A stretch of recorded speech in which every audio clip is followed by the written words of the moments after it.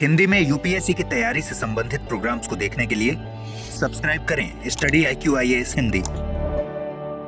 अमृत Upadhyay 007 Insta, अमृत Upadhyay 007 Telegram.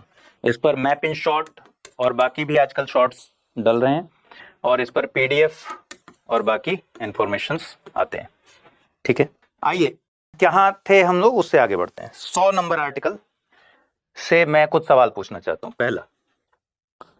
पहला सवाल यह है कि मान लीजिए कि सदन की कार्यवाही चल रही है और कोई विधेयक पारित हुआ और बाद में पता चला कि उस विधेयक के पक्ष या विपक्ष में वोट करने वाले में कुछ लोग ऐसे बैठे हुए थे जो इंटाइटल्ड नहीं थे, जो विधेयक पर मत करने के लिए इंटाइटल्ड नहीं थे, मतलब वो सांसद ही नहीं थे।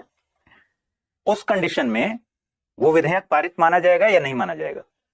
आर्टिकल 100 क्या कहता है कि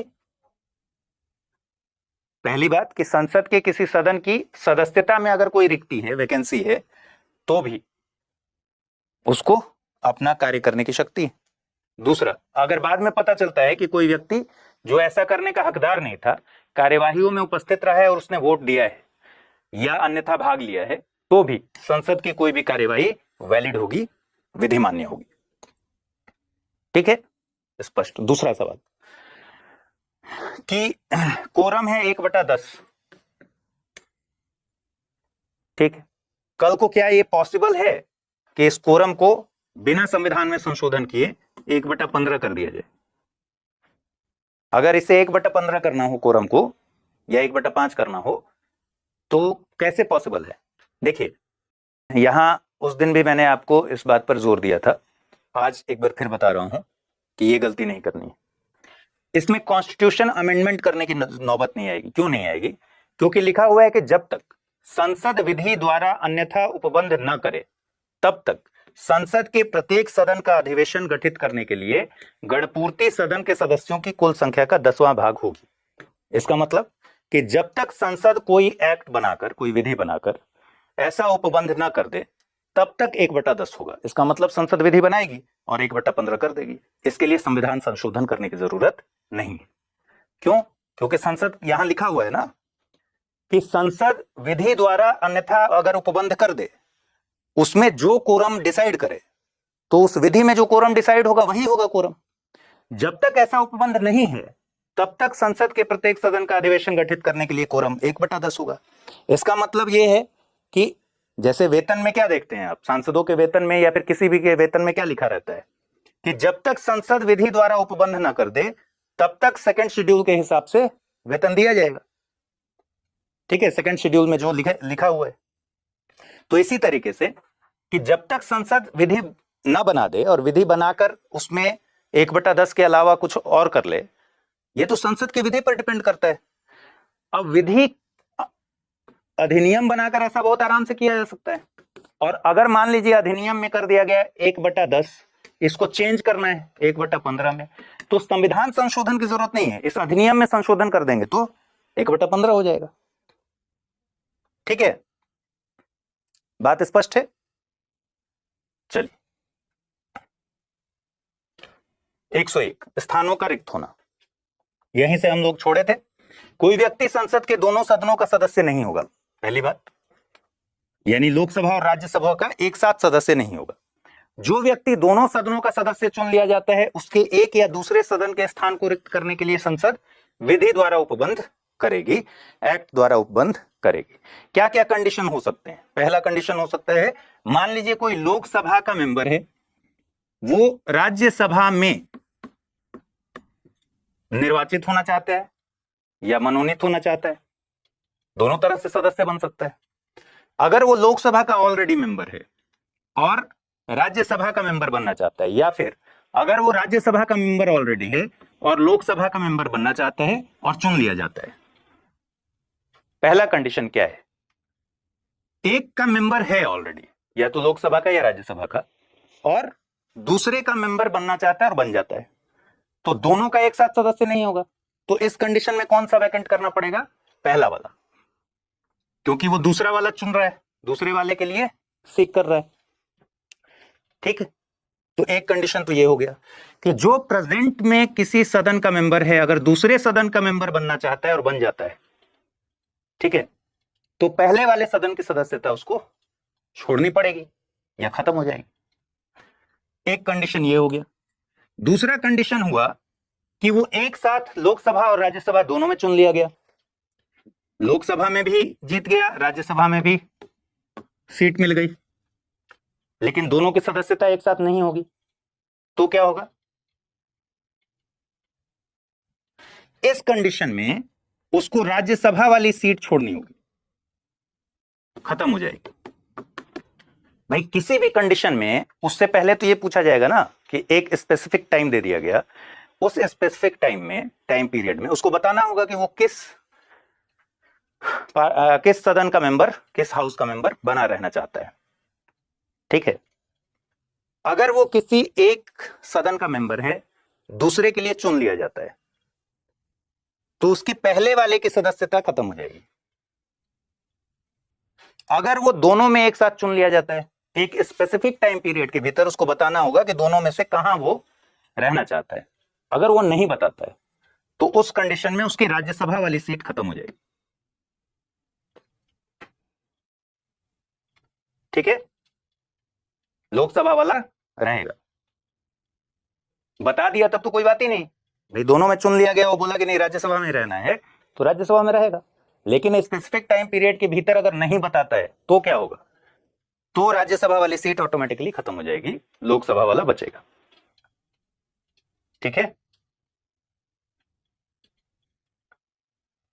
तीसरा कंडीशन ये है कि लोकसभा से आप देखते होंगे कि 2 सीटों से कई लोग लड़ते हैं, जैसे मोदी जी भी लड़े थे, वाराणसी से भी और गुजरात की भी एक सीट से। मान लीजिए लोकसभा के दोनों ही सीटों से ये आदमी चुन लिया गया, ठीक। एक स्पेसिफिक टाइम पीरियड के भीतर अगर वो बता देता है कि सीट 1 से सांसद रहेगा या सीट 2 से सांसद रहेगा, तब तो ठीक। मान लीजिए नहीं बताता है तो ये दोनों ही सीटें इसकी खत्म हो जाएंगी। तो एक कंडीशन ये हो गया कि भाई कोई एक हाउस का मेंबर है और दूसरे हाउस के मेंबर के लिए कंटेस्ट करता है और चुन लिया जाता है, किसी भी तरीके से मनोनीत भी होना है राज्यसभा में तो मनोनीत भी हो गया, मेंबरशिप गेन कर लिया। तो एक कंडीशन में, पहले कंडीशन में ये होगा कि वो जो नए सदन में जो चुना गया है उसी में रहेगा, पहला वाला खत्म हो जाएगा इसका। दूसरा कंडीशन ये हो सकता है कि लोकसभा में है, ठीक है, लोकसभा और राज्यसभा दोनों में एक साथ चुन लिया गया, दोनों में एक साथ चुन लिया गया। अगर उसने बता दिया कि मैं किस हाउस में रहना चाहता हूं तब तो कोई दिक्कत नहीं। अगर नहीं बताया तो, अगर नहीं बताता है तो फिर उसके राज्यसभा वाली सीट लैप्स हो जाएगी। तीसरा कंडीशन हुआ कि लोकसभा के ही दोनों सीटों से चुन लिया गया, भाई 2 सीट से चुनाव लड़ सकते हैं मैक्सिमम। तो फिर अगर उसने किसी एक सीट को नहीं चुना तो इसके दोनों ही सीट चले जाएंगे। ये 3 कंडीशंस हो गए। उसके बाद है कि कोई व्यक्ति संसद और किसी राज्य के विधानमंडल के किसी सदन दोनों का सदस्य नहीं होगा। एक कंडीशन ये भी हो सकता है कि वो एमएलए का भी इलेक्शन लड़ ले और एमपी का भी इलेक्शन लड़ ले। तो चौथा कंडीशन क्या है? एमपी और एमएलए दोनों का ही कंटेस्ट किया और दोनों जीत गया।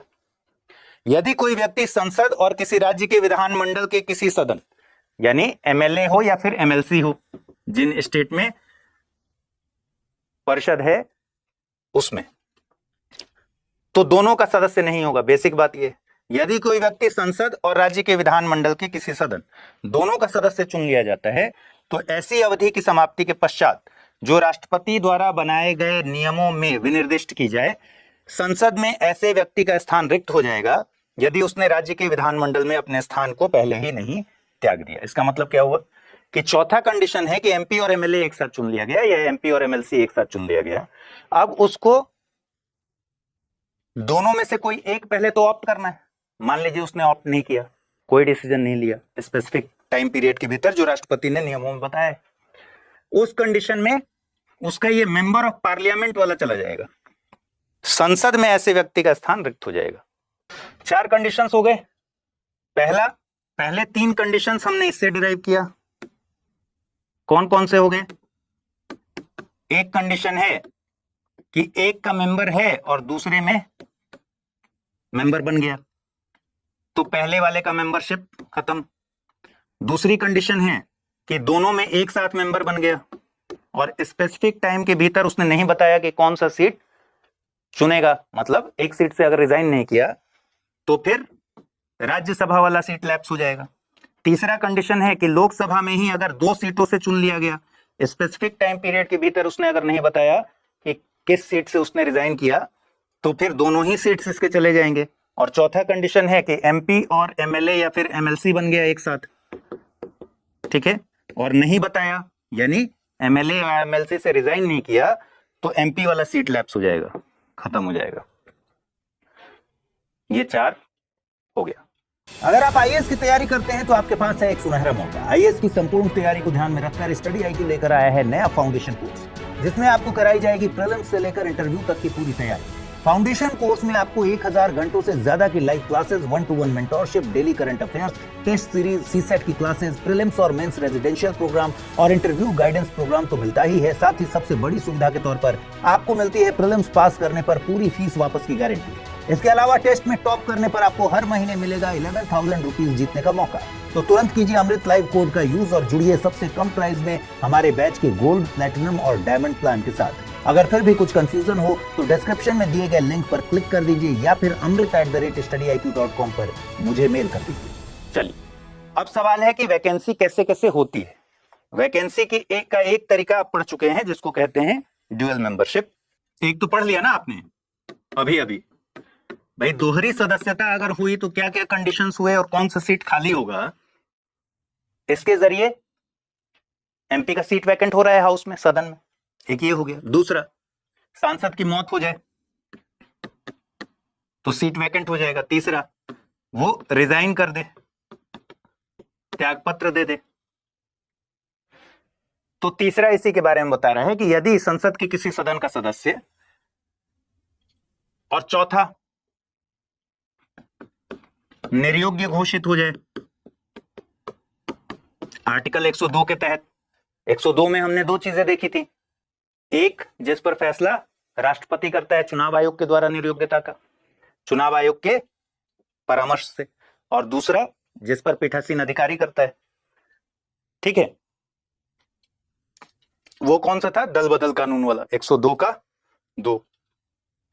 तो एक तो भाई दोहरी सदस्यता होगी तो सीट वैकेंट हो सकता है, किसी सांसद की मौत हो गई तो सीट वैकेंट हो गया, किसी ने अपना रिजाइन दे दिया। रिजाइन किसको देगा? सभापति या फिर अध्यक्ष को संबोधित अपने हस्ताक्षर सहित लेख द्वारा अपने स्थान का त्याग कर देता है और उसका त्यागपत्र, उसका रेजिग्नेशन एक्सेप्ट कर लिया जाता है। रेजिग्नेशन का यही तरीका होता है ना, आप रिजाइन अगर करते हैं किसी पोस्ट से तो उसको फिर एक्सेप्ट किया जाता है आपके अथॉरिटी द्वारा। इनकी अथॉरिटी कौन है? सांसद की अथॉरिटी कौन है? पीठासीन अधिकारी, प्रिजाइडिंग ऑफिसर। लोकसभा में स्पीकर और राज्यसभा में कौन है? सभापति। तो इनके द्वारा स्वीकार कर लिया जाएगा अगर उनका त्यागपत्र, तो भी सीट वैकेंट हो जाएगा। अनुच्छेद 102 के खंड 1 या खंड 2, खंड 2 में मतलब हो गया एंटी डिफेक्शन लॉ, दल बदल कानून के तहत, और खंड 1 में कई सारे प्रोविजंस हैं जो हम पढ़ चुके हैं। 102 के तहत कोई निर्योग्यता हो गई, डिस्क्वालिफिकेशन हुआ, तो भी सीट वैकेंट हो जाएगा, निर्योग्य घोषित हो जाएगा, ठीक है। फिर परंतु त्यागपत्र जब देगा, रिजाइन देगा, उस दशा में यदि प्राप्त जानकारी के मिलने पर या फिर ऐसी जांच करने के बाद पता चले कि सभापति या फिर स्पीकर को यह समाधान हो जाए कि भाई त्यागपत्र जो दिया गया है वो अपनी इच्छा से नहीं दिया गया है, स्वैच्छिक नहीं है या असली नहीं है, फेक है, तो उस कंडीशन में त्यागपत्र को वो स्वीकार नहीं करेगा, सामान्य बात है, ठीक है। चलिए, यदि संसद के किसी सदन का कोई सदस्य 60 दिन की अवधि तक सदन की अनुज्ञा के बिना, मतलब परमिशन के बिना, ठीक है,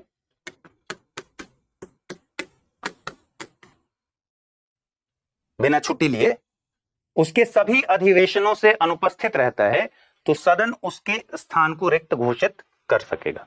लेकिन 60 दिन में जो काउंटिंग होगी 60 दिन की, वो किसी ऐसी अवधि की काउंटिंग उसमें शामिल नहीं है जिसके दौरान सदन सत्र का अवसान हो गया हो, यानी सेशन समाप्त हो गया हो, या निरंतर 4 दिन से अधिक दिनों के लिए स्थगित कर दिया गया हो। ठीक है, अब बताइए सत्र का अवसान जब होगा तो इसका फैसला कौन करता है? स्पीकर करेगा, सभापति करेगा, या फिर प्रेसिडेंट? सत्र का अवसान कौन करता है? देखिए सवाल यही इसी सब चीजों से बनता है। अब यहां 2 टर्म है, एक है कि भाई 60 दिन जो काउंट होगा वो किसी ऐसी अवधि के हिसाब से काउंट नहीं होगा, उसमें कोई ऐसी टाइमिंग नहीं काउंट की जाएगी जिसके दौरान सदन का सत्र अवसान कर दिया गया हो या निरंतर 4 से अधिक दिनों के लिए स्थगित रहा हो। ठीक है, अब इन दोनों में क्या अंतर है? सत्र का अवसान कौन करता है? स्पीकर नहीं, प्रेसिडेंट। हमने जब प्रेसिडेंट पढ़ा था तो क्या बोला था कि सत्र को समन करना, सेशन को समन करना, बुलाना, आहूत करना, ये किसका काम है? राष्ट्रपति का। सत्र का अवसान करना ये किसका काम है? प्रेसिडेंट का। लेकिन बैठक को स्थगित करना ये किसका काम है? बैठक कौन स्थगित करता है?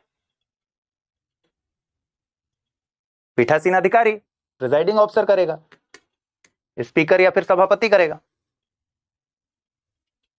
ठीक है, ऐसे ही छोटे छोटे शब्दों में आपको यूपीएससी कभी कभी फंसा लेता है। एक स्टेटमेंट अगर दे दिया उस समय क्या होगा? आपको लगेगा कि नहीं सत्र अवसान भी स्पीकर करेगा, तो गड़बड़ हो जाएगा। ठीक है, तो इसका कहने का मतलब कि भाई एक तो हुआ कि आज मान लीजिए आज कितनी तारीख है? आज तारीख है 14 अगस्त। ठीक है, 14 अगस्त से कोई व्यक्ति नहीं जा रहा है सदन को, हाउस में नहीं जा रहा है और परमिशन नहीं लिया हुआ है। अगर परमिशन ले लिया है तो बात ही खत्म। भाई अगर उसने परमिशन ले रखा है कि वो छुट्टी पर रहेगा, इन दिनों अधिवेशन को अटेंड नहीं करेगा, तब तो बात ही खत्म है। कह रहा है ना ये कि सदन की अगर परमिशन है, हाउस की परमिशन से वो गायब है, तब तो कोई बात नहीं। लेकिन विदाउट परमिशन अगर वो 60 दिनों तक बिना हाउस के परमिशन के अनुपस्थित है अधिवेशनों से, तो उसका स्थान रिक्त हो सकता है। लेकिन ये 60 दिन काउंट कैसे होगा? तो मान लीजिए 14 अगस्त को कोई व्यक्ति सदन से गायब हो गया बिना बताए, विदाउट एनी परमिशन। ठीक है, 14 अगस्त को गायब हुआ, 16 अगस्त को हाउस चलने के बाद सत्र का अवसान हो गया, मतलब सेशन खत्म हो गया। ठीक, और 2 महीने तक खत्म रहा। अब अगला जो सेशन बैठा वो 2 महीने बाद बैठा, तो टेक्निकली ये कितने दिन तक गायब रहा? 60 दिन और 3 दिन। अब बताइए 63 दिन गायब रहा या 3 दिन गायब रहा? आज आप ही लोग को पढ़ाना है मुझे, मतलब आप मुझे पढ़ाएंगे। बताइए, क्वेश्चन का जवाब दीजिए, तभी जाकर चीजें क्लियर होंगी। 2 पॉसिबिलिटी है। 14 अगस्त से 16 अगस्त तक मान लीजिए गायब रहा बिना बताए, तब तक सेशन समाप्त कर दिया गया, अवसान कर दिया गया। उसके बाद नेक्स्ट सेशन बैठा 2 महीने बाद, यानी 16 अक्टूबर को। अब इसकी काउंटिंग करनी है। एक काउंटिंग आ रहा है 63 दिन का और एक काउंटिंग आ रहा है 3 दिन का। इसका मतलब क्या हुआ कि भाई सत्र का अवसान हो गया अगर, तो वो वाला पीरियड काउंट नहीं होगा। दूसरा, मान लीजिए 14 तारीख को से गायब है, 16 अगस्त को बैठक स्थगित कर दिया प्रिजाइडिंग ऑफिसर ने। ठीक है, और अगली बैठक कहा 28 अगस्त के लिए कि 28 अगस्त को अगला बैठक होगा, अगला जो बुलाया जाएगा। अब सत्र का अवसान नहीं हुआ है, सिर्फ बैठक स्थगित हो गई है। अधिवेशन स्थगित है। अब 2 काउंटिंग आ रहा है। पहला काउंटिंग क्या है? 3 दिन, ठीक। और दूसरी काउंटिंग क्या है? 16 अगस्त से बैठक जिस दिन स्थगित हुआ, तो 16 से 18 मान लीजिए 12-13 दिन ये हो गया, तो 12 और 3 15। अब बताइए 3 दिन या फिर 15 दिन क्या काउंट करेंगे? इसमें भी 3 दिन काउंट होगा। क्यों? क्योंकि बैठक स्थगित जो हुआ वो निरंतर 4 से अधिक दिनों के लिए स्थगित रहा, तो वो काउंट नहीं होगा। ठीक है, लगातार 4 दिन या उससे अधिक के लिए अगर बैठक स्थगित रहा तो फिर काउंट नहीं होगा। अब बताइए एक और केस, 14 अगस्त से गायब हुआ 16 अगस्त तक के लिए, ठीक है। 16 अगस्त को बैठक स्थगित कर दी गई, अगली बैठक बुलाई गई 19 अगस्त को। अगली बैठक कब हुई? 19 अगस्त को। अब 2 नंबर आ रहा है, एक तो ये 3 दिन हो गया 14 15 16, दूसरा 3 दिन ये और 17 18 19, ठीक है, तो 3 दिन ये। अब बताइए 3 दिन या 6 दिन क्या मानेंगे? कितने दिन गायब रहा? यहां 6 दिन काउंट होगा। बात समझ आ रही है कि चक्कर खा के गिर गए? मैं इतना जोर इसलिए दे रहा हूं क्योंकि आगे इसकी एक और जरूरत पड़ेगी। जब हम कहते हैं ना कि भाई लोकसभा से कोई विधेयक पारित हुआ, ठीक है, और फिर राज्यसभा गया, तो उसका जब हम वर्किंग देखेंगे तो भी ये काउंटिंग काम आएगा, इसलिए मैं इतना जोर दे रहा हूं, ठीक। तो यहां 6 दिन काउंट होगा। क्यों काउंट होगा? जो मनोज ने रीजन बताया कि भाई संविधान में क्या लिखा हुआ है कि पहली चीज किस बारे में जोर देना है कि भाई अगर परमिशन ले रखा है उसने हाउस से कि वो अनुपस्थित रहेगा, तब तो कोई दिक्कत है ही नहीं। अगर परमिशन ग्रांटेड है तब तो बात ही खत्म हो गई। लेकिन without any permission of house, अगर वो लगातार 60 दिन की अवधि के लिए विदाउट एनी परमिशन अनुपस्थित रहता है तो उसका स्थान रिक्त घोषित हो सकता है। 60 दिन की अवधि जो होगी उसका कैलकुलेशन इस तरीके से होगा कि सदन अगर सत्र का अवसान हो गया है उसके, तो फिर वो पीरियड काउंट नहीं होगा, और लगातार 4 से अधिक दिनों के लिए अगर स्थगित है तो ये भी पीरियड काउंट नहीं होगा। लेकिन 4 से अगर कम दिन के लिए स्थगित है तो वो पीरियड काउंट होगा। 3 ही दिन के लिए अगर स्थगित है और तीनों दिन वो नहीं आया है तो वो पीरियड काउंट होगा। बात स्पष्ट है? 104 अनुच्छेद 99 के अधीन शपथ लेने या प्रतिज्ञान करने से पहले या अर्हित न होते हुए या निर्हरित किए जाने पर बैठने और मत देने के लिए शास्ति। यदि संसद के किसी सदन में कोई व्यक्ति अनुच्छेद 99 की अपेक्षाओं का अनुपालन करने से पहले या ये जानते हुए कि मैं उसकी सदस्यता के लिए एलिजिबल नहीं हूं या डिस्क्वालिफाइड कर दिया गया हूं या संसद द्वारा बनाई गई किसी विधि के उपबंधों द्वारा ऐसा करने से प्रतिषिद्ध कर दिया गया हूं, रोक दिया गया हूं, अगर वो सदस्य के रूप में बैठता है, ठीक है, मतलब सीधा सा है कि अब वो मेंबर ऑफ पार्लियामेंट की हैसियत से वहां नहीं बैठ सकता, फिर भी वो बैठ रहा है या वोट दे रहा है। हमने क्या पढ़ा था अभी कि भाई ऐसा कंडीशन संविधान में दिया है कि ऐसा कंडीशन भी आ सकता है ना कि कोई व्यक्ति अनऑथराइज्ड वे में बैठा हुआ और वोट कर दे। तो एक प्रोविजन क्या है कि उस समय जो भी पारित होगा, वोटिंग होगा, जो भी कार्यवाही होगी वो इनवैलिड नहीं होगी। लेकिन ऐसे लोगों पर कुछ दंड भी तो लगेगा। तो ऐसे लोग जो ये जानते हुए कि उनको सदस्यता के लिए एलिजिबल नहीं है या उनको निर्योग्य घोषित कर दिया गया है, ठीक है, तो इस सदस्य के रूप में बैठ भी रहा है और मत भी दे रहा है, मतलब दोनों में से कुछ भी कर रहा है या मत भी दे रहा है, तो प्रत्येक दिन के हिसाब से जब वह इस प्रकार बैठता है या मत देता है 500 रुपए की शास्ति, मतलब दंड, जुर्माना का भागी होगा, जो संघ को दे ऋण के रूप में वसूल की जाएगी। ध्यान रखिए, किस रूप में वसूल की जाएगी? संघ को दे ऋण, कर्ज के रूप में वसूल की जाएगी। ठीक है, बात स्पष्ट है? देखिए, छोटी छोटी चीजें हैं लेकिन पॉलिटी छोटी छोटी चीजों से ही समझ में आता है। इसको अगर नहीं ध्यान देने पर ना एक बार इन सब चीजों को समझ लेने पर क्वेश्चन गलत होने की गुंजाइश नहीं होती, और अगर इन सब चीजों में थोड़ा सा उलझन में रहेंगे तो क्वेश्चन गलत हो जाएगा। 500 तो बहुत कम है, तो उसका कुछ नहीं कर सकते ना, यही प्रावधान है। क्या चाहते हैं आप, 5 लाख रुपए पर डे के हिसाब से लिया जाए? तो ऋण के रूप में इसको वसूला जाएगा संघ को दे, ठीक है, प्रत्येक दिन के लिए 500। जब वो जानता है कि भाई किसी भी वजह से, जानता हो या फिर किसी निर्योग्यता का हो गई हो, डिस्क्वालिफाइड हो गया हो, भाई मेंबर ऑफ पार्लियामेंट की हैसियत से ना बैठने का अधिकारी है ना वोट करने का अधिकारी है, फिर भी वो कर रहा है अगर, तो 500 रुपए पर डे के हिसाब से उस पर जुर्माना लगाया जाएगा, ठीक है, प्रत्येक दिन के लिए, ये भी ध्यान रखिए, पर डे। आइए आगे बढ़ें। देखिए, सदन की पूरी प्रक्रिया को समझने के लिए क्या क्या चीजें और समझनी हैं। पहली चीज कि सदन में कोई भी कार्यवाही कैसे होती है, जनरली वोटिंग से होती है, ठीक है। सदन में चर्चा होता है, हर चीज पर चर्चा होती है, हर चीज पर चर्चा होने के बाद सामान्यतः क्या प्रक्रिया है, वोटिंग कराई जाती है। तो सवाल है कि वोटिंग कितने तरीके से करा सकते हैं। पहले तो वोटिंग कराने के तरीके क्या होते हैं। आपने कई बार देखा होगा अखबारों में या फिर न्यूज में सुना होगा कि ध्वनि मत से यह प्रस्ताव पारित हो गया। तो ध्वनि मत क्या है?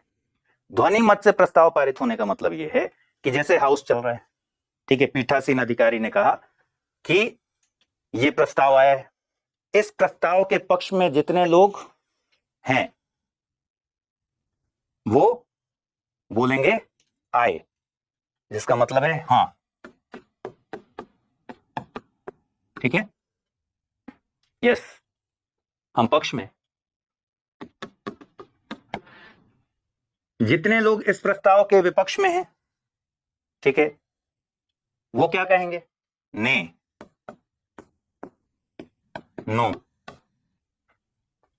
अब मान लीजिए हाउस चल रहा है, ठीक, तो एक व्यक्ति ने कहा कि मैं, अध्यक्ष महोदय, मैं ये प्रस्ताव, जिसका शीर्षक ये है, मैं ये प्रस्ताव सदन के सामने रख रहा हूं और इसका उद्देश्य ये है, इस पर वोटिंग कराया जाए। तो फिर अध्यक्ष महोदय ने उसको स्वीकार कर लिया कि हाँ ठीक है, वोटिंग कराई जाएगी। अब अध्यक्ष महोदय ने कहा कि ये फला प्रस्ताव है, इसके सपोर्ट में जो लोग हैं वो बोले आए, हाँ, तो आवाज आई, एक ही बार खूब घनघोर आवाज आई, बहुत सारे लोगों की मिलाकर हाँ आए, ठीक है। और फिर बोला कि इसके विपक्ष में जितने लोग हैं वो बोले नहीं, उसमें आया 4-5 लोगों की आवाज आ रही है, ठीक, 4-5-10 लोगों की आवाज आई, और इधर आवाज आ रही है एक ही बार 280 लोगों की, ठीक है, ध्वनि मत से पारित हो गया। साउंड सुन के, ध्वनि सुन के वोटिंग बोलकर हुआ। तो एक तरीका तो होता है कि ध्वनि मत से पारित हुआ। अब ये हो सकता है कि कई बार ये तो तब होगा ना कि भाई एक साथ बहुत सारे लोग हाँ बोल रहे हैं या एक साथ बहुत सारे लोग ना बोल रहे हैं, तो स्पष्ट है कि भाई एक तरफ पूरे जमात है और दूसरी तरफ कुछ लोग हैं। तो अगर बहुत सारे लोग ना बोल रहे हैं, इसका उल्टा भी तो हो सकता है, बहुत सारे लोगों ने बोल दिया ने, ठीक है, तो पारित नहीं हुआ। ध्वनि मत से जब मांगा गया तो फिर पारित नहीं हुआ। तो एक तरीका होता है ध्वनि मत का। अब इसमें कई बार कंफ्यूजन हो सकता है। कंफ्यूजन क्या हो सकता है कि लगभग बराबर बराबर आवाज आ रही है, ठीक, तो पीठासीन अधिकारी को लग सकता है कि भाई इसको फॉर्मली हमें वोट कराना पड़ेगा, औपचारिक तौर पर वोट कराना पड़ेगा। ये ध्वनि मत से समझ में नहीं आ रहा है कि इसके पक्ष में लोग हैं या फिर नहीं।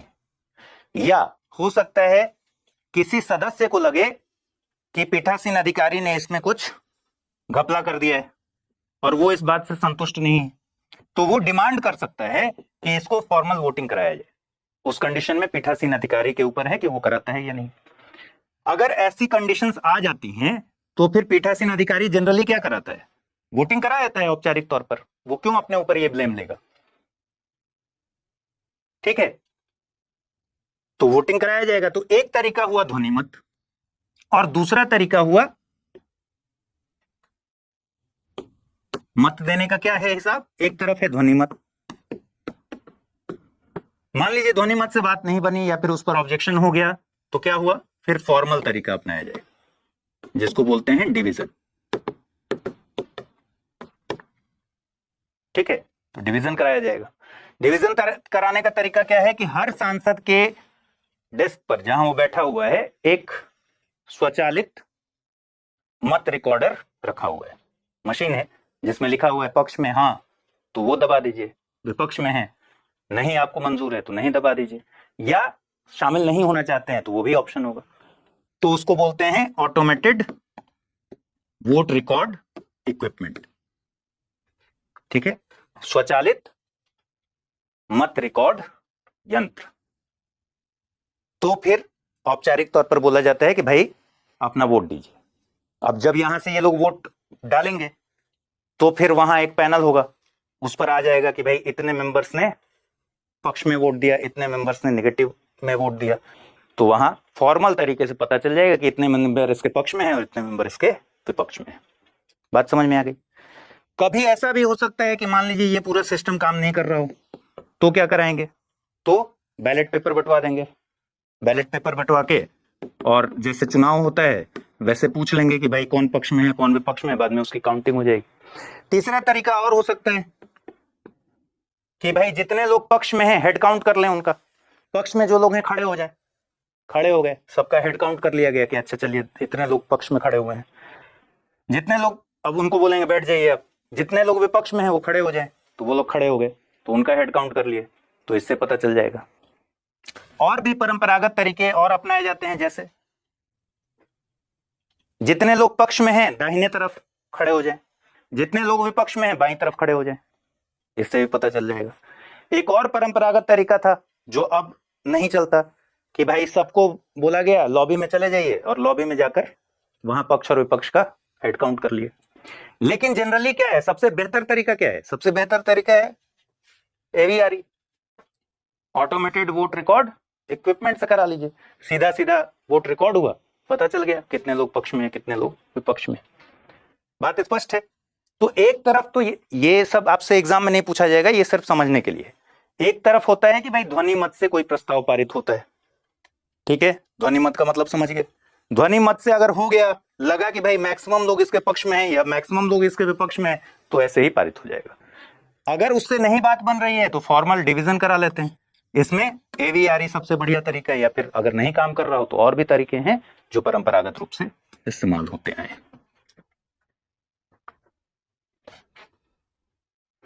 ठीक है, तो सभी मामलों पर मतदान के जरिए फैसला होता है, ध्वनि मत द्वारा और औपचारिक मत द्वारा। ध्वनि मत में हाँ और ना पूछकर प्रस्ताव के पक्ष या विपक्ष में फैसला होता है। औपचारिक मत में स्वचालित मत रिकॉर्डर द्वारा फैसला किया जाता है, या फिर बैलेट पेपर या गिनती करा ली जाती है, हेड काउंट करा लिया जाता है। इन सारे तरीकों से फैसला होता है। ठीक, चलिए, संसद में दो तरह के विधेयक पेश होते हैं, एक होता है सरकारी विधेयक, एक होता है गैर सरकारी विधेयक। गैर सरकारी विधेयक को ही हम प्राइवेट मेंबर बिल बोलते हैं। ठीक है, इसको क्या बोलते हैं, और प्राइवेट मेंबर बिल। मैं ये बता चुका हूं, तो आप बताइए कि सत्तारूढ़ दल के हिसाब की तरफ से, जिसको ट्रेजरी बेंच बोलते हैं, और अपोजिशन, तो मान लीजिए सत्तारूढ़ दल के तरफ से किसी सांसद ने एक प्रस्ताव पेश किया, एक विधेयक पेश किया, ठीक है, तो मुझे बताइए कि वो गवर्नमेंट बिल होगा या फिर नॉन गवर्नमेंट बिल होगा, प्राइवेट मेंबर बिल होगा। देखिए, ये होगा प्राइवेट मेंबर बिल। सीधी सी बात है, अगर कोई मंत्री विधेयक प्रस्तुत कर रहा है,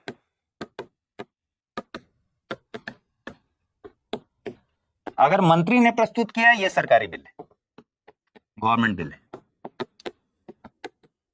ठीक है, अगर कोई ऐसा व्यक्ति जो मंत्री नहीं है, एमपी है केवल, लेकिन मंत्री नहीं है,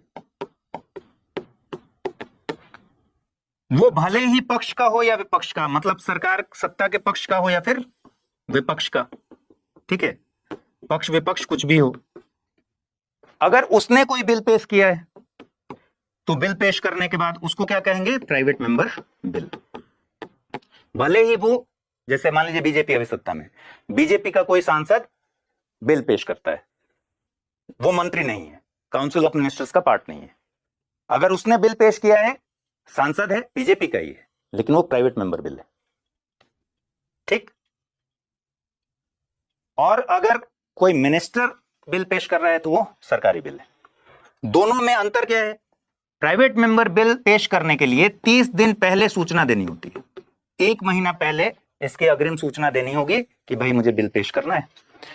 और सरकारी बिल के लिए अगर मंत्री विधेयक प्रस्तुत करता है तो 7 दिन की अग्रिम सूचना देनी पड़ती है, 1 हफ्ते की, ठीक है। आज तक 14 बार प्राइवेट मेंबर बिल पास हुआ है। अब तो पास होने की गुंजाइश भी बहुत कम है। पहले स्वस्थ परंपरा ज्यादा थी तो प्राइवेट मेंबर बिल को भी पास किया जाता था, लेकिन बहुत पहले, ठीक है। संसद में 2 तरह के विधेयक पेश हो गए, सरकारी और गैर सरकारी। सरकारी विधेयक 7 दिनों की नोटिस पर, गैर सरकारी विधेयक 30 दिनों की नोटिस पर, 1 महीने की नोटिस पर पेश होता है। इन विधेयकों को 4 श्रेणी में बांट सकते हैं या 3 श्रेणी में भी बांट सकते हैं। पहला, साधारण विधेयक। एक लॉ भी ये बना लीजिए, धन विधेयक और वित्त विधेयक और संविधान संशोधन विधेयक, ठीक है। ये सब हम आगे देखेंगे धन विधेयक क्या है। 110 में धन विधेयक की परिभाषा दी गई। धन विधेयक भी वित्त विधेयक होता है, लेकिन धन विधेयक में टैक्सेशन रिलेटेड चीजें और इस तरह की होती हैं, पूरी परिभाषा है, इसमें बहुत सारी चीजें हैं। वित्त विधेयक और धन विधेयक ये एक अलग कैटेगरी। संविधान संशोधन विधेयक आर्टिकल 368। अब बचा साधारण विधेयक, जो धन विधेयक नहीं है, वित्त विधेयक नहीं है, संविधान संशोधन विधेयक नहीं है, वो साधारण विधेयक है। साधारण विधेयक साधारण बहुमत से पास होती है। साधारण बहुमत मतलब उपस्थित सदस्यों का बहुमत, जिसको हम बोलते हैं प्रेजेंट एंड वोटिंग। जितने लोग प्रेजेंट हैं, वोटिंग मत दे रहे हैं, मतलब उपस्थित सदस्यों का बहुमत हुआ। मत तो उसमें शामिल है ना, बहुमत में जितने मेंबर्स हैं उसमें वोटिंग हुई, उनका बहुमत, तो ये हो गया साधारण बहुमत, ठीक है। साधारण बहुमत मतलब उपस्थित एवं मत देने वाले सदस्य के बहुमत द्वारा पारित, जिसको हम साधारण बहुमत कहते हैं। अब होता क्या है, एक विधेयक पेश किया गया, प्रिजाइडिंग ऑफिसर के सामने, मान लीजिए किसी मंत्री ने विधेयक पेश किया, सरकारी विधेयक, कि ये शीर्षक है और ये उद्देश्य है, अध्यक्ष महोदय से अनुरोध है कि इस विधेयक को पारित करने के प्रोसेस को शुरू किया जाए, ठीक है। अध्यक्ष महोदय ने इसको एक्सेप्ट कर लिया। अगर उसने एक्सेप्ट कर लिया तो उस पर कार्यक्रम शुरू होगा। क्या कार्यक्रम है? 3 रीडिंग्स होती हैं। बेसिकली ये है कुछ नहीं, 3 स्टेज, क्योंकि हमने ब्रिटिश परंपरा से चीजों को लिया है, तो ब्रिटिश परंपरा में 3 रीडिंग्स होती थी, वही हमारे यहां भी चल रहा है। 3 readings, first reading, second reading और थर्ड रीडिंग। फर्स्ट रीडिंग में क्या होता है?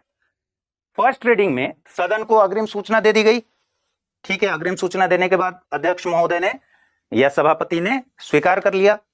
उसके बाद विधेयक का शीर्षक और उद्देश्य बता दिया कि मैं प्रस्तुत कर रहा हूं विधेयक। उसके बाद फर्स्ट रीडिंग के दौरान, जब फर्स्ट रीडिंग हो जाती है, इसको सरकार के राजपत्र में, गैजेट जो आता है, उसमें प्रकाशित कर दिया जाता है। गैजेट समझ रहे हैं ना आप? जैसे आप देख रहे होंगे लोग, जब आप यूपीएससी का फॉर्म भरेंगे तो यूपीएससी का एक नोटिफिकेशन आता है, फिर उसको सरकार के गैजेट में निकाला जाता है, ठीक है, राजपत्र में प्रकाशित किया जाता है। तो हर सरकार की गतिविधि को, जितने भी फैसले हैं, जितने इस तरह की चीजें हैं, सब कुछ गैजेट में प्रकाशित किया जाता है आधिकारिक तौर पर, ठीक है। उसकी फ्रीक्वेंसी जनरली 7 दिन की होती है, लेकिन कभी अगर सरकार को लगे कि तुरंत करना है तो तुरंत भी कर सकती है। तो फर्स्ट रीडिंग के दौरान पहले पेश हो गया, इसमें कुछ होता नहीं है, बेसिकली ये इंट्रोडक्शन होता है, विधेयक को इंट्रोड्यूस कर दिया गया, ठीक है, पेश कर दिया गया, और फिर उसको गैजेट में प्रकाशित कर दिया गया। दूसरा पाठन सबसे महत्वपूर्ण है। सेकंड रीडिंग जो है सबसे महत्वपूर्ण इसका चरण है। क्या होता है इसमें? साधारण बहुमत, साधारण बहस। द्वितीय पाठन में 3 स्टेज है। पहला स्टेज है कि भाई जनरल डिस्कशन हो गया। जनरल डिस्कशन मतलब क्लॉज बाय क्लॉज डिस्कशन नहीं होगा, एक एक उपबंध पर डिस्कशन नहीं होगा, ओवरऑल विधेयक को डिस्कस कर लिया गया कि इस ओवरऑल विधेयक का उद्देश्य क्या है, उससे सहमति है नहीं है, उस पर बातचीत हो रही है, चर्चा चल रही है, ठीक है। तो एक साधारण बहस की स्थिति। अगर साधारण बहस हो रही है, उसके बाद यह तय किया गया कि भाई तुरंत इस पर चर्चा और मतदान किया जाए, तो इसकी फिर विस्तृत समीक्षा होगी। ठीक है, विस्तृत चर्चा होगी, इस पर डिटेल्ड एनालिसिस भी होगा, डिटेल्ड डिस्कशन होगा। अब विस्तृत चर्चा होगी, फिर वोटिंग कराई जाएगी। ठीक है, तो साधारण बहस में यह हो सकता है कि या तो इसको तुरंत ले लिया जाए, एक्सेप्ट कर लिया जाए और तुरंत इस पर चर्चा करके मतदान करा दिया जाए, एक तरीका ये हो सकता है। दूसरा ये तरीका हो सकता है कि कई सारे विधेयक ऐसे होते हैं जिस पर ठीक से उसको पढ़ने की जरूरत है, सारे क्लॉज को एक एक करके पढ़ने की जरूरत है। तो सारे क्लॉज को एक एक करके पढ़ने के लिए अभी भाई साधारण बहस के बाद अगर उसको डिटेल चर्चा के लिए ले गया तो क्लॉज बाय क्लॉज फिर होगा, उस पर डिस्कशन, एक एक क्लॉज देखा जाएगा, उस पर डिस्कशन होगा, उस पर वोटिंग होगी। ठीक, लेकिन कई बार विधेयक मान लीजिए कॉम्प्लिकेटेड है, तो एक ऑप्शन होता है कि इसको किसी कमिटी के पास भेज दिया जाए, या तो सेलेक्ट कमिटी के पास भेज दें या फिर ज्वाइंट कमिटी के पास भेज दें। सेलेक्ट कमिटी का मतलब हुआ कि जिस सदन में, प्रवर समिति जिसको बोलते हैं, जिस सदन में विधेयक पेश हुआ है इस कमेटी में सिर्फ उसी के मेंबर हैं। और ज्वाइंट कमेटी का मतलब हुआ कि दोनों सदनों के मेंबर्स संयुक्त समिति में, लोकसभा से भी और राज्यसभा से भी। तो ऑप्शन होता है कि या तो सेलेक्ट कमेटी के पास भेज दें या ज्वाइंट कमेटी के पास भेज दें। पहला ऑप्शन तो था ही कि भाई तुरंत उसको चर्चा करा के मतदान करा लें। ठीक है, या चौथा ऑप्शन हो सकता है कि पब्लिक फोरम के लिए, पब्लिक डोमेन में डाल दिया जाए, पब्लिक के लिए, पब्लिक की राय जानने के लिए उसको पब्लिक डोमेन में डाल दें। ठीक है, तो सेकेंड रीडिंग जो कि बहुत ज्यादा इंपॉर्टेंट है, सबसे महत्वपूर्ण चरण जो है वो द्वितीय पाठन है, सेकेंड रीडिंग। इसमें क्या होता है, फर्स्ट रीडिंग में क्या हुआ, इंट्रोड्यूस हो गया, सेकेंड रीडिंग में क्या होगा, सबसे पहले उस पर साधारण बहस, ओवरऑल विधेयक पर चर्चा। ध्यान रखिए, साधारण बहस का मतलब है कि क्लॉज बाय क्लॉज अभी बात नहीं हो रही है, ना उस पर वोटिंग हो रही है। साधारण बहस के बाद एक तरीका हो सकता है कि सीधे इसको विस्तृत चर्चा के लिए भेज दें।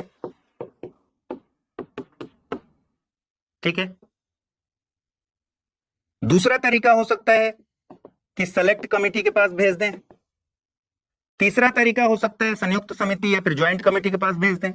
चौथा तरीका हो सकता है कि पब्लिक डोमेन में राय लेने के लिए डाल दें। अगर इन तीनों में गया तो थोड़ा टाइम लगेगा। सेलेक्ट कमेटी उसको, मान लीजिए सेलेक्ट कमेटी के पास गया या ज्वाइंट कमेटी के पास गया, तो क्या किया जाएगा, एक एक क्लॉज को देखा जाएगा, उसकी विस्तृत रूप से समीक्षा की जाएगी, उसमें क्या संशोधन किया जा सकता है वो सिफारिश आएगी। ठीक है, और फिर कमेटी वापस इन सिफारिशों के साथ सदन को वापस भेज देगी। जब वापस आ गया तो फिर उसके सारे उपबंधों पर विस्तृत चर्चा कराई जाएगी और वोटिंग कराया जाएगा। ठीक है, क्लॉज बाय क्लॉज, तो सारे एक एक उपबंध पर चर्चा कराने का काम किया जाएगा, क्लॉज बाय क्लॉज उसको देखा जाएगा। जब ये हो जाएगा सेकंड स्टेज, तो थर्ड स्टेज में क्या होगा, तृतीय पाठन में ओवरऑल विधेयक को, अच्छा एक और बात, यहीं पर जो होगा साधारण बहस के बाद अगर विस्तृत चर्चा हो रही है तो यहीं पर अमेंडमेंट्स जो भी होंगे, संशोधन वगैरह यहीं सुझाए जाएंगे। वो संशोधन स्वीकार होते हैं नहीं होते हैं, वो पारित होने ना होने पर।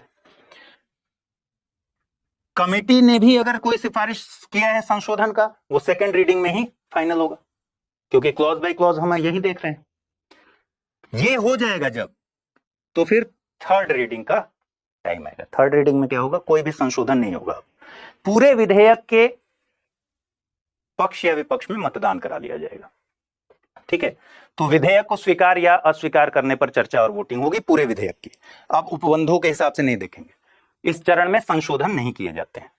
तो ये 3 रीडिंग्स हो गई। ठीक है, जब 3 रीडिंग्स हो गई तो एक सदन से विधेयक को दूसरे सदन में भेज दिया जाएगा। जब दूसरा सदन के पास विधेयक गया तो उसके पास क्या क्या ऑप्शन है, पहला, जिस रूप में आया है उसी रूप में स्वीकार कर ले तो फिर पारित हो जाएगा। पारित इन द सेंस पारित करके राष्ट्रपति के पास भेज देंगे। दूसरा, भाई लोकसभा से गया राज्यसभा में, राज्यसभा को लगा नहीं इसमें कुछ संशोधन जरूरी है, उसने संशोधन बताए, वापस लोकसभा को भेजा। अगर लोकसभा ने इन सारे संशोधन को मान लिया तो पारित हो गया दोनों सदनों से। तीसरा, राज्यसभा ने संशोधन बताया, लोकसभा के पास भेजे, लोकसभा इससे सहमत नहीं हुआ इन संशोधनों से, तो फिर डेडलॉक, ज्वाइंट सिटिंग का रास्ता खुल गया, तो डेडलॉक की स्थिति आ गई। ठीक है, तो दूसरे सदन में विधेयक अगर उसी रूप में पारित हो गया तब तो कोई दिक्कत ही नहीं है, पारित हो गया दोनों सदनों से। संशोधन के साथ पारित करके प्रथम सदन को भेजा गया। इसमें दो कंडीशन हो सकते हैं, प्रथम सदन अगर संशोधन के साथ एक्सेप्ट कर रहा है उसको तो पारित हो गया, ठीक है, अगर नहीं कर रहा है तो फिर डेडलॉक की स्थिति आ गई। या ये हो सकता है कि दूसरा सदन इस पर कोई एक्शन ही ना ले, उसे अपने पास रोके रखे। अब यहां ध्यान दीजिए, कोई सदन अधिकतम कितने दिनों तक किसी विधेयक को अपने पास रोक के रख सकता है? ये अवधि है 6 माह। अगर 6 माह तक कोई भी सदन विधेयक को पारित नहीं करता या फिर लोकसभा राज्यसभा के संशोधनों पर सहमति नहीं देता तो क्या होगा? डेडलॉक की स्थिति बन जाएगी, ज्वाइंट सिटिंग का रास्ता यहां से खुल जाता है। जब डेडलॉक की स्थिति बनेगी तो ज्वाइंट सिटिंग का रास्ता खुलेगा। और 6 महीने की अवधि के बीच एक चीज नहीं होनी चाहिए, और वो क्या है?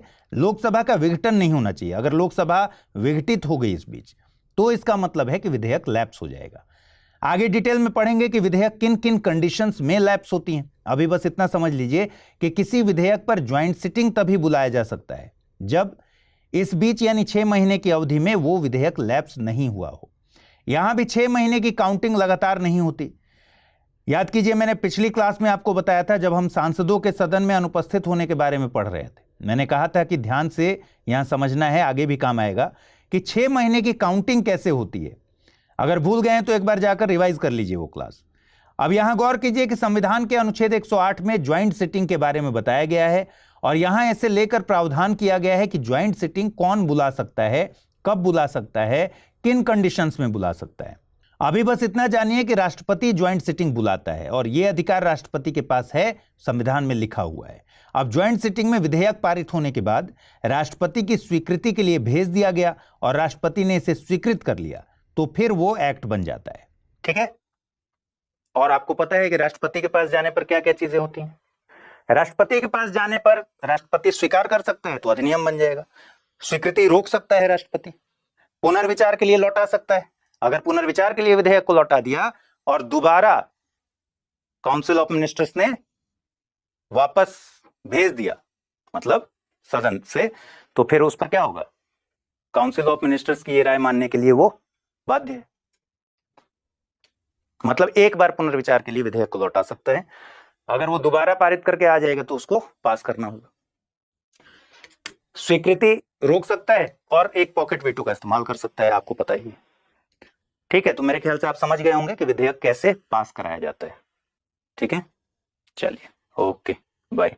अगर आप आईएएस की तैयारी करते हैं तो आपके पास है एक सुनहरा मौका। आईएएस की संपूर्ण तैयारी को ध्यान में रखकर स्टडी आईक्यू लेकर आया है नया फाउंडेशन कोर्स, जिसमें आपको कराई जाएगी प्रीलिम्स से लेकर इंटरव्यू तक की पूरी तैयारी। फाउंडेशन कोर्स में आपको 1000 घंटों से ज्यादा की live classes, 1-to-1 mentorship, daily current affairs, test series, CSAT की क्लासेस, प्रीलिम्स और मेंस रेजिडेंशियल प्रोग्राम और इंटरव्यू गाइडेंस प्रोग्राम तो मिलता ही है, साथ ही सबसे बड़ी सुविधा के तौर पर आपको मिलती है प्रीलिम्स पास करने पर पूरी फीस वापस की गारंटी। इसके अलावा टेस्ट में टॉप करने पर आपको हर महीने मिलेगा 11,000 रुपीज जीतने का मौका। तो तुरंत कीजिए अमृत लाइव कोड का यूज और जुड़िए सबसे कम प्राइस में हमारे बैच के गोल्ड, प्लेटिनम और डायमंड प्लान के साथ। अगर फिर भी कुछ कंफ्यूजन हो तो डिस्क्रिप्शन में दिए गए लिंक पर क्लिक कर दीजिए या फिर amrit@studiiq.com पर मुझे मेल कर दीजिए। हिंदी में यूपीएससी की तैयारी से संबंधित प्रोग्राम्स को देखने के लिए सब्सक्राइब करें स्टडी IQ IAS हिंदी।